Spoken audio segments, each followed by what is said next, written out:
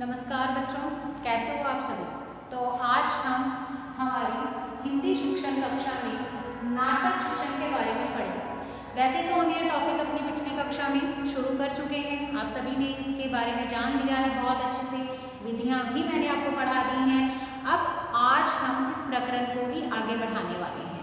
देखिए, नाटक शिक्षण के अंतर्गत आज हम दो बिंदु पढ़ेंगे, नाटक के तत्व और इसके अलावा नाटक के जो सोपान है कि नाटक को कक्षा में हमें पढ़ाना है तो किन किन सोपानों की पालना करनी है, किन किन स्टेप्स को फॉलो करना है, इसके बारे में। तो चलिए शुरू करते हैं। तो सबसे पहले हम बात करेंगे नाटक के तत्वों की। नाटक के तत्व, तो नाटक के तत्वों में जो सबसे पहला पॉइंट आएगा, जो पहला बिंदु आएगा, वो है कथा वस्तु, या जिसे कहते हैं कथानक। अब बच्चों, ये कथा वस्तु या कथानक क्या है? कथा क्या होता है? कहानी, ठीक है। नाटक में कोई ना कोई कहानी होगी ना, उसे ही हम कहते हैं कथा वस्तु या फिर कथा। अब इसे थोड़ा अच्छे से समझ लेना। पहले प्रकार में ये कथा वस्तु या कथानक दो प्रकार का होता है, मुख्य कथा, प्रासंगिक कथा। मुख्य कथा, प्रासंगिक कथा, ठीक है। अब मुख्य कथा क्या है, प्रासंगिक कथा क्या है, इसे समझ लीजिए। मुख्य कथा का मतलब जो मुख्य पात्रों से संबंधित है। जैसे आप इसे इस तरह से आसानी से समझ सकते हैं कि जो नाटक का नायक और नायिका है, उसकी जो कथा चल रही है, उसकी जो स्टोरी है, जो कहानी है, वो तो कहलाएगी मुख्य कथा। अब केवल नायक और नायिका ही तो नहीं होते हैं किसी भी नाटक में, इसके अलावा भी बहुत सारे पात्र होते हैं। तो जो बाकी पात्र हैं उनसे संबंधित जो कथा है वो आएगी प्रासंगिक कथा।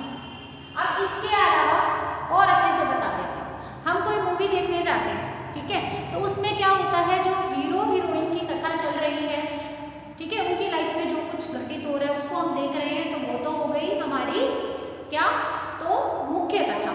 और प्रासंगिक कथा कौन सी होगी? जैसे देखिए, आप हम देखते हैं ना मूवी के अंदर कोई पड़ोसी की बात हो रही है, उसके घर की कोई कहानी दिखा रहे हैं, या फिर किसी मित्र के घर का कुछ दिखा रहे हैं, या फिर किसी रिश्तेदार के घर का कुछ दिखा रहे हैं, तो वो क्या है, प्रसंग के अनुसार कथा है, यानी प्रासंगिक कथा।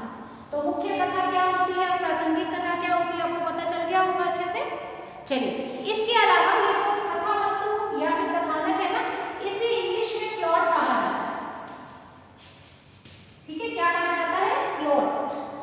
अब ये दो प्रकार का मैंने आपको बता दिया, एक मुख्य कथा होती है और एक प्रासंगिक कथा होती है। इन दोनों को मिला करके ही कोई नाटक बनता है या किसी नाटक की रचना होती है, तो ये दोनों कथाएं चलती हैं।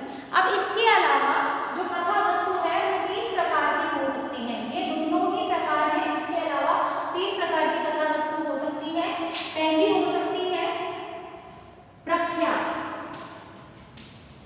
प्रख्यात कथा वस्तु।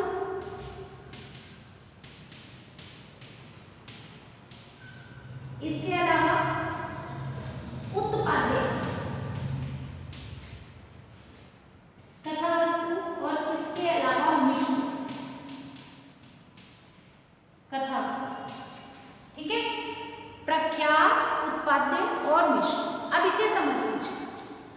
प्रख्यात कथा वस्तु मतलब जब नाटक की कथा वस्तु या नाटक की कहानी पौराणिक या ऐतिहासिक होती है, तो ऐसी कथा वस्तु को हम कहते हैं प्रख्यात कथा वस्तु, ठीक है। आपको पता है पौराणिक या ऐतिहासिक नाटक भी होते हैं, जैसे कि स्कंदगुप्त है, चंद्रगुप्त है, हमें पता है ना ये सब कुछ।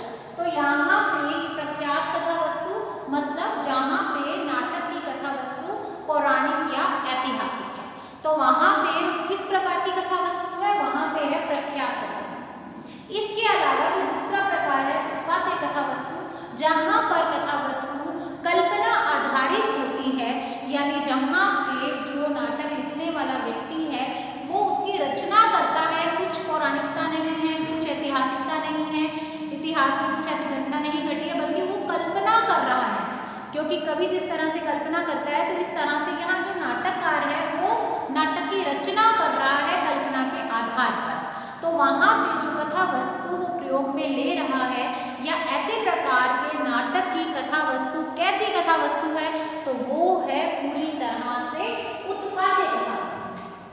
ठीक है।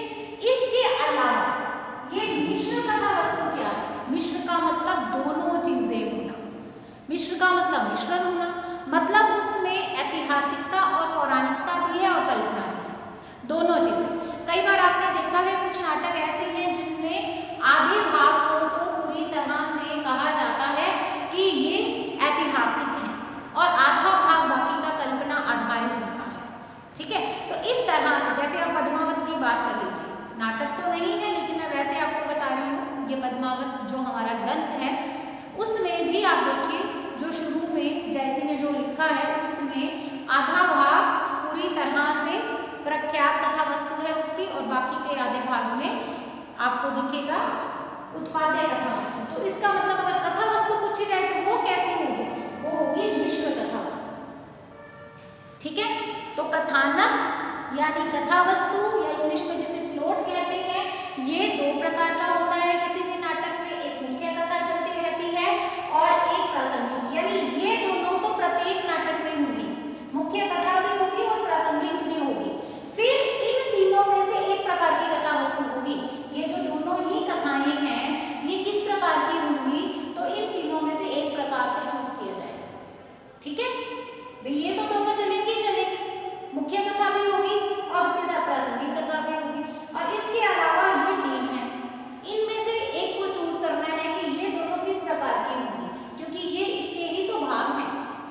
ये या तो प्रख्यात हो सकती है, या तो उत्पाद्य हो सकती है, या तो मिश्र हो सकती है, ठीक है।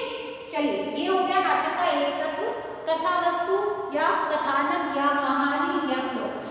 उसके बाद इसका जो दूसरा बिंदु है, अब ये इससे रिलेटेड है तो कंफ्यूज नहीं होना, इधर इसके नाटक के तत्व चल रहे हैं ऊपर। अब दूसरा बिंदु है पात्र। आप खुद सोच करके देखिए, क्या जो पात्र हैं उनके बिना नाटक की रचना हो सकती है? नहीं हो सकती ना।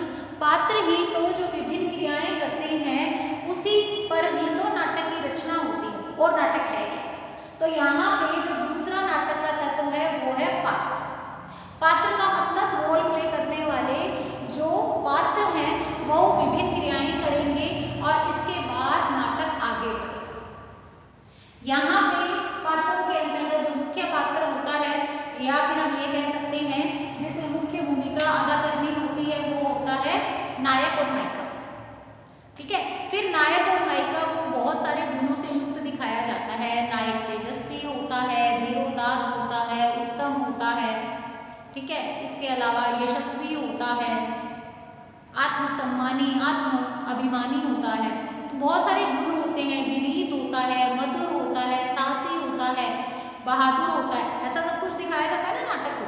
तो पात्र बहुत इंपॉर्टेंट रोल प्ले करते हैं, बिना पात्रों के किसी भी नाटक की रचना नहीं की जा सकती। तो जो दूसरी चीज चाहिए या जो दूसरा तत्व होगा किसी भी नाटककार को चाहिए नाटक लिखने के लिए, वो है पात्र, ठीक है।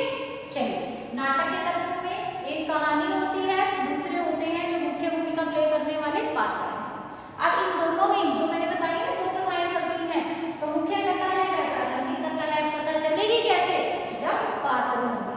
फिर उसके बाद जो तीसरी चीज आती है या तीसरा जो बिंदु है वो है कथोपकथन।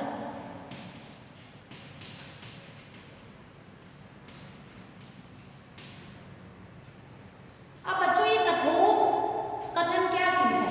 कथन प्लस उपकथन, संधि विच्छेद करके देख लेना। कथन प्लस उपकथन, कथोपकथन, ये ऐसे बना है, ठीक है। कथन या उपकथन का मतलब क्या है? बातचीत, ठीक है। अब आपके पास कहानी है, कोई कहानी चाहे वो प्रख्यात है या उत्पाद्य है या मिश्र है, आपके पास कोई कहानी है या नाटक है, आपके पास कुछ कहानी है, पात्र है, तो कहानी आगे कैसे बढ़ती है? पात्र जब आपस में बातचीत करते हैं तो ही तो कहानी आगे बढ़ती है। तो ये क्या है? कथोपकथन, संवाद, बातचीत, ये जो पात्र आपस में बातचीत कर रहे हैं वो। तो ये भी नाटक का एक इम्पोर्टेंट पार्ट है या एक इम्पोर्टेंट महत्वपूर्ण तत्व है, कथोपकथन। विभिन्न पात्र नाटक में जो आपस में बातचीत करते हैं जिससे कि कथा आगे बढ़ती है, उसे ही हम कहते हैं कथोपकथन, ठीक है। चलिए हमारा अगला जो तत्व है वो है देश का।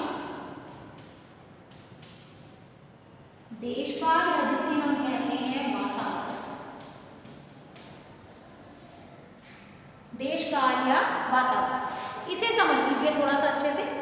देश काल या वातावरण क्या चीज है? नाटक में जो स्थान दिखाया जा रहा है, जो वातावरण दिखाया जा रहा है, उसे ही हम कहते हैं देश काल या वातावरण। तो स्टूडेंट इसे थोड़ा सा समझ लीजिए।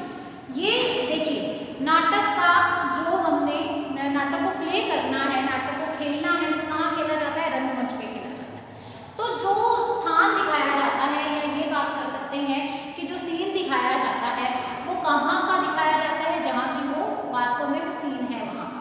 तो हमें इस चीज पे भी ध्यान देना है, देश काल या वातावरण पे। यहाँ पे वही दृश्य दिखाए जाने चाहिए जिनको कि पीछे वैसा ही उनका जो प्रदर्शन है, या ये कह सकते हैं कि वैसा ही चित्र दिखाया जा सकता है।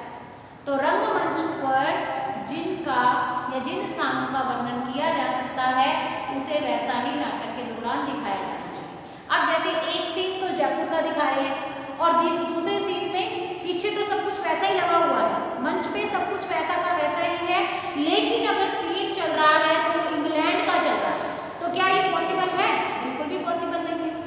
एक जगह में वैसा ही मंच है, कुछ भी सीन चेंज नहीं हुआ है, या ये कह सकते हैं कि जो प्रदर्शन है वो बिल्कुल एग्जैक्ट चल रहा है, तो हम उसको क्या मान के चलेंगे? वो सेम कैसे हो सकता है? आप एक जगह पे एक सीन में तो जयपुर की बात कर रहे हैं और दूसरे में आप बात कर रहे हैं इंग्लैंड की, तो ऐसा नहीं है ना।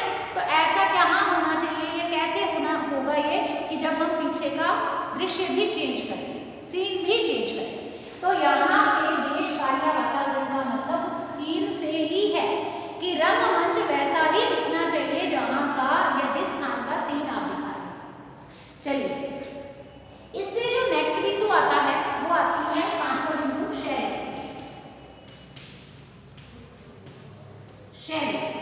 शैली भी अपना एक इम्पॉर्टेंट रोल प्ले करती है इसमें। शैली आपको पता है वर्णनात्मक शैली होती है, अभिव्यंजना शैली होती है, या नाट्य शैली होती है। तो आप बताइए कि इसमें कैसी शैली चाहिए नाटक शिक्षण में? तो नाटक शिक्षण में नाट्य शैली चाहिए, ठीक है। ऐसा नाटककार रचे जिसे कि रंगमंच पर नाट्य शैली से प्रस्तुत किया जा सके, प्रदर्शित किया जा सके। तो शैली भी इसका एक तत्व में आती है। इसके बाद जो अगला तत्व है इसमें, वो है उद्देश्य।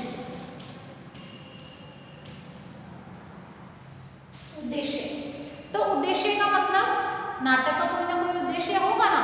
तो नाटक का उद्देश्य, जब भी नाटककार नाटक की रचना करता है तो वो एक उद्देश्य लेकर के चलता है, ठीक है। तो उस उद्देश्य की पालना होनी बहुत जरूरी होती है, तो ये भी इसका एक तत्व है। और उसके बाद जो लास्ट बिंदु है वो है अभिनेता।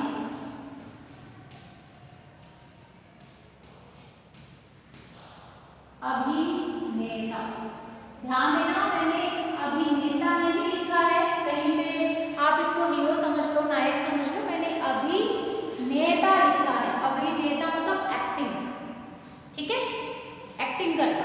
तो ये है नाटक के तत्व। कथा वस्तु या कथानक, जिसमें ये दो प्रकार की कथा चलती है, मुख्य कथा या प्रासंगिक। फिर कथा वस्तु या कथानक तीनों में से एक प्रकार की हो सकती है, प्रख्यात हो सकती है, उपपाद्य हो सकती है, निश्चित हो सकती है। फिर नाटक के तत्व में दूसरा तत्व है पात्र, फिर कथोपकथन, फिर देश काल या वातावरण, फिर शैली, फिर उद्देश्य और फिर अभिनेता। अब इसके बाद ये नाटक के तत्व ये 7 ही हैं, ये 7 कंप्लीट हो गए हैं। अब हम यहाँ पे पढ़ेंगे नाटक के सोपान, ठीक है, नाटक शिक्षण के सोपान।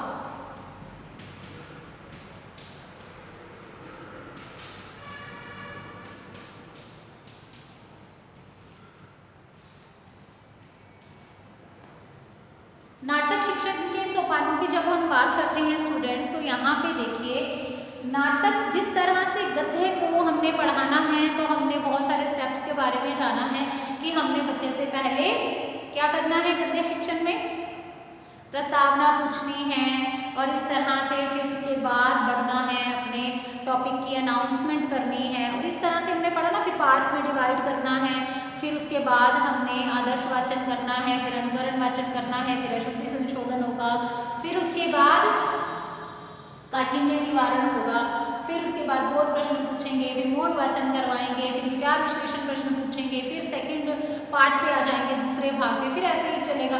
ये सब पढ़ाना अपने सोपानों में। इसी तरह से नाटक को पढ़ाने के भी या नाटक को पढ़ाने के लिए भी एक शिक्षक को बहुत सारे सोपानों की पालना करनी होती है, बहुत सारे स्टेप्स को ध्यान में रखना होता है। ठीक है, तो आज हम नाटक शिक्षण के सोपान पढ़ेंगे। अब ये आपको काम कहाँ आएंगे, तो आप ध्यान से सुन लीजिए, आपको कहाँ काम आने वाले हैं। जब भी आप बीएड का लेसन प्लान बनाएंगे तो आपको भी इन्हीं स्टेप्स को फॉलो करना होगा लेसन प्लान बनाते हुए। इसके अलावा लेसन डिलीवर करते हुए अगर आप नाटक शिक्षण का ही या नाटक आपने एक चूज़ किया हुआ है वो कक्षा को पढ़ाएंगे अपने लेसन प्लान में, चाहे वो फाइनल लेसन हो या क्रिटिसिज्म हो, या हम ये कह सकते हैं कि वो आपके डायरी में बना हुआ लेसन है जो आपने 20 लेसन बनाने होते हैं उसके अंतर्गत, तो आपने इन स्टेप्स को फॉलो करते हुए डायरी में लेसन बनाना है और ऐसे ही पढ़ाना है, इन स्टेप्स को ही फॉलो करना है पढ़ाने के दौरान। ठीक है, तो ये आपको बहुत ही काम आने वाले हैं प्रैक्टिकली भी, और फिर इसके अलावा हम ये कह सकते हैं कि थ्योरेटिकली भी, एग्जाम में भी प्रश्न यहाँ से आ सकता है।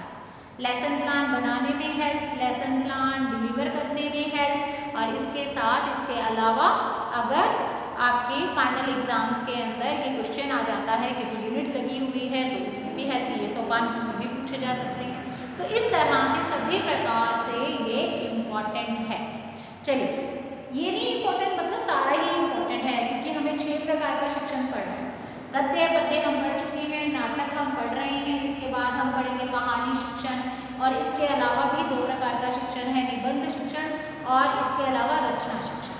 ठीक है, तो अभी हम अपने थर्ड शिक्षण पर हैं, ये तीसरा बिंदु है, के अंतर्गत ग मिलेगा आपको ये, और इसके बाद भी 3 बिंदु आपको मिलेंगे शिक्षण के दौरान।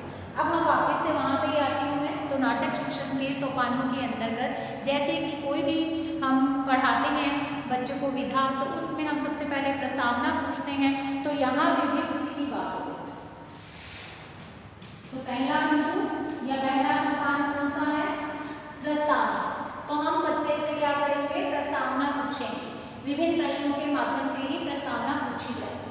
ठीक है, इसमें मुझे लगता नहीं है कोई डाउट वाली बात है। प्रस्तावना आपको पता ही है कि बहुत ही इम्पोर्टेंट रोल प्ले करती है सूक्ष्म शिक्षण के अंतर्गत। माइक्रो टीचिंग में आपने सबसे पहली स्किल, सबसे पहला कौशल जो सीखा था वो प्रस्तावना कौशल ही था, तो आप इसके बारे में अच्छे से जानते ही हैं। तो प्रस्तावना पूछेंगे हम बच्चे से। इसके अलावा हम जो दूसरा स्टेप है उसमें क्या करेंगे, विषय प्रवेश।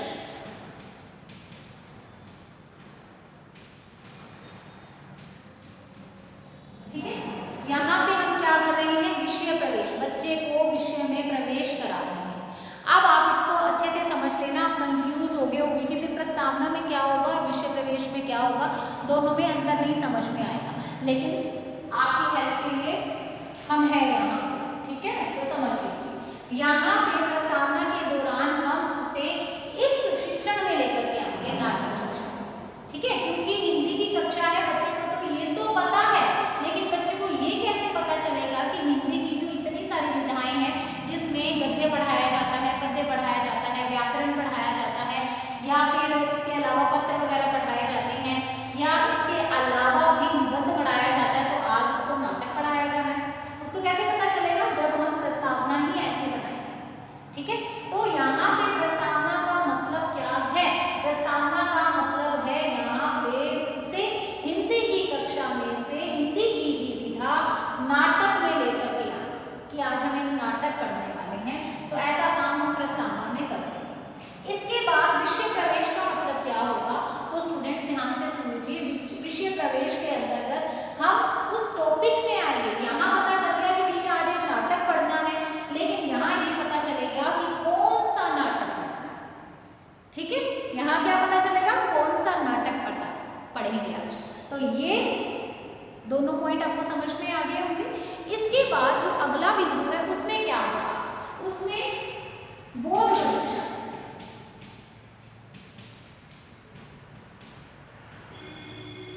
बोध परीक्षा, अब आप देख लीजिए जरा, यहाँ पे जो विषय प्रवेश में हमने बच्चे को ये बता दिया कि आज हमने ये नाटक पढ़ना है, और इसके साथ ही हम बच्चे को क्या करेंगे, तो बच्चे को उस नाटक के बारे में थोड़ी सी भूमिका बताएंगे कि इस कवि ने, इस नाटककार ने इस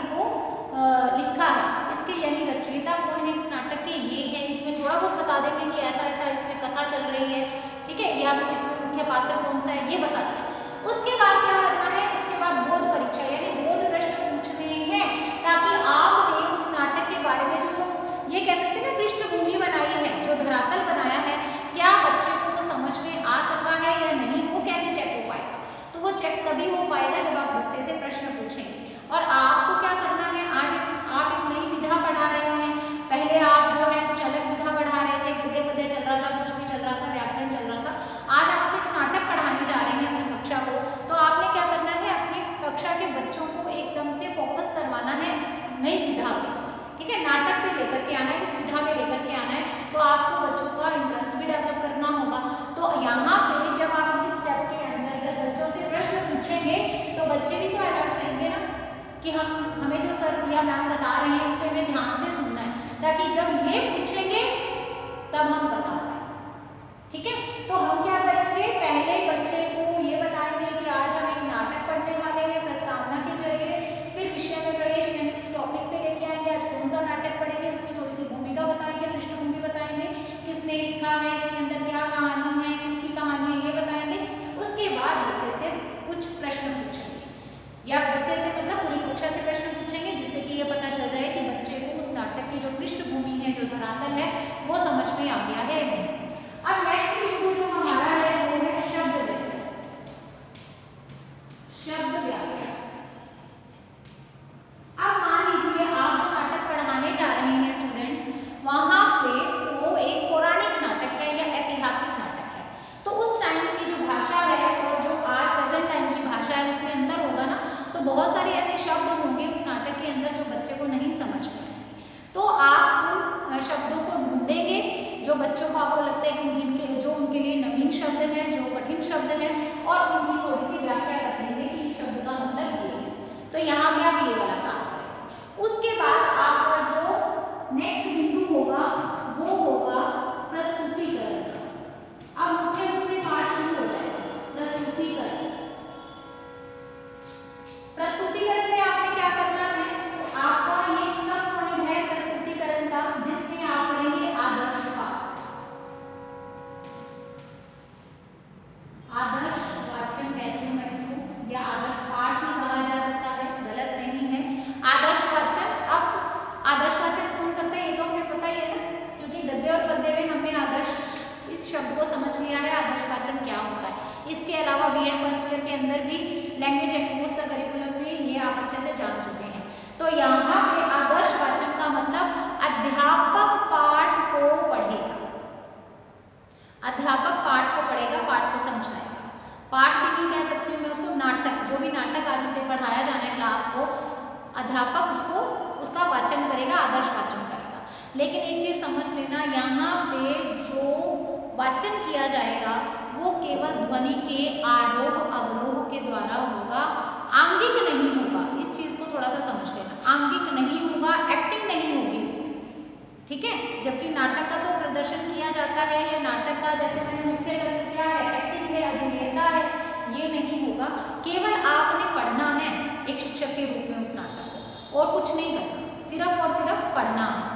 तो यहाँ पे ये काम कौन कर रहा है, ये काम कर रहा है शिक्षक। पाठ को केवल पढ़ने का काम, ताकि नाटक को केवल पढ़ने का काम, ताकि स्टूडेंट्स को, उसके विद्यार्थियों को समझ में आ जाए, उसकी कहानी समझ में आ जाए। इसके बाद होगा जो अगला बिंदु आदर्श वाचन के बाद, वो होगा केंद्रीय भाव ग्रहण।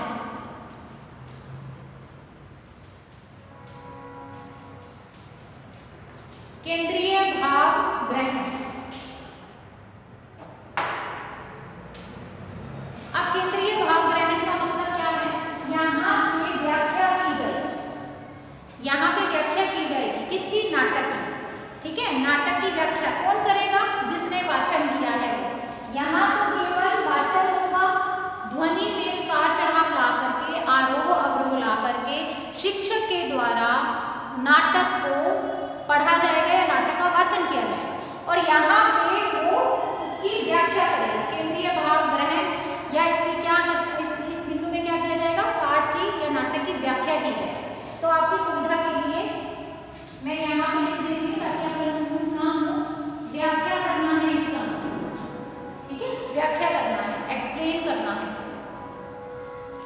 अब इसके अलावा क्या चीजें आती हैं वो समझ लो। तो लास्ट जो इसमें आता है वो है पाठ्य अभिनय।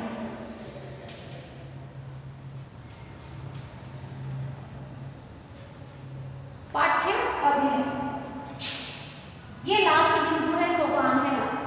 अब इसमें क्या होगा स्टूडेंट्स, इसमें हमने बच्चे को उसका रोल बताना है। यहाँ पे कक्षा के जितने भी पात्र हैं इस नाटक के अंदर बच्चों को एक एक रोल प्ले करने के लिए दे देना है और बच्चे अपना अपना डायलॉग बोलेंगे। विधियों में मैं आपको ये समझा चुकी हूँ। ये लास्ट बिंदु है। यहाँ पे क्या होगा, यहाँ पे आंगिक वाचन होगा। आंगिक वाचन मतलब एक्सप्रेस करना है, प्रदर्शन करना है। जब वाचन करना है या प्रत्येक बच्चे ने जब भी अपना पात्र का रोल प्ले करते हुए अपना डायलॉग बोलना है तो उसमें क्या होगा, वाणी में उतार चढ़ाव होगा, प्रदर्शन होगा। यानी हम ये कह सकते हैं कि नाटक को खेला जाएगा। ठीक है, नाटक का प्रदर्शन होगा या नाटक को प्ले किया जाएगा। प्रत्येक पात्र अपनी अपनी भूमिका यानी प्रत्येक स्टूडेंट अपनी अपनी भूमिका प्ले करते हुए एक एक पात्र बना दिया जाएगा। आप ये बने हो, आप ये बने हो, आप ये बने हो। ठीक है, इस तरह से ये नाटक का अभिनय करना लास्ट बिंदु होगा। तो नाटक के सोपान में सबसे पहले प्रस्तावना, फिर विषय में प्रवेश, फिर बोध परीक्षा लेनी है, फिर शब्दों की व्याख्या करनी है, फिर प्रस्तुतिकरण शुरू हो जाएगा जिसमें शिक्षक पहले आदर्श वाचन करेगा, पाठ को पढ़ेगा, फिर उसके बाद व्याख्या करेगा, पूरे के पूरे नाटक जो भी नाटक पढ़ाया जाए उसकी व्याख्या कर देगा और लास्ट में प्रत्येक स्टूडेंट को एक एक रोल देते हुए या एक एक पात्र बनाते हुए रंगमंच पर ले जाकर के, फिर रंगमंच है चाहे कक्षा है, क्योंकि विधियों में मैं आपको बता चुकी हूँ 2 तरह से होता है। रंगमंच पे भी नाटक को खेला जाता है और कक्षा में भी खेला जाता है। तो जैसा भी है, जिस भी प्रकार से नाटक आप करवाना चाहते हैं आप उसको फिर प्ले करवाएंगे, पाठ का अभिनय कराएंगे, नाटक का अभिनय कराएंगे। ठीक है, वो हो जाएगा लास्ट सोपान। तो उम्मीद करती हूँ कि नाटक के तत्व और नाटक शिक्षण के जो सोपान हैं वो आपको आज अच्छे से समझ में आ गए होंगे। इसके साथ ही हमारा ये नाटक शिक्षण का जो यूनिट 3 का ग भाग है, तीसरा भाग है, वो कंप्लीट हो गया है, वो पूरा हो गया है। अब हम अगली कक्षा में मिलेंगे। धन्यवाद।